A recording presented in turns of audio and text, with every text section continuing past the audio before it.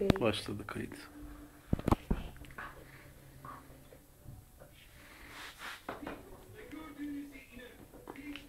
Kızım ilk defa ekmek yiyor.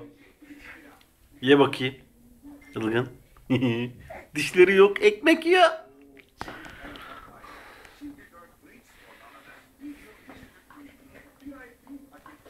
Bir yandan da reklam.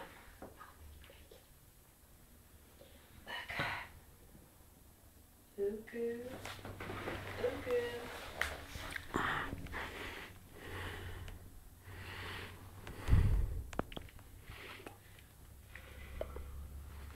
Boş ver televizyon izlemeyi Ilgın. Annesi ver bakayım. Hop hop hop. Peki. Hani mam. Oo, babası gibi soğun pehlivanı.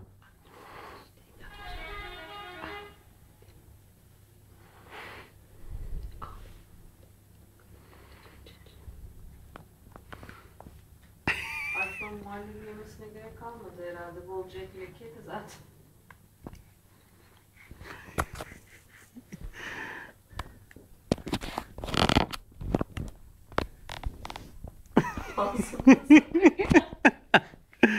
Seni bonbon.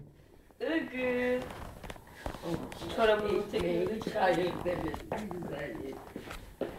Ağzının kenarı niye kızarmış Ilgın?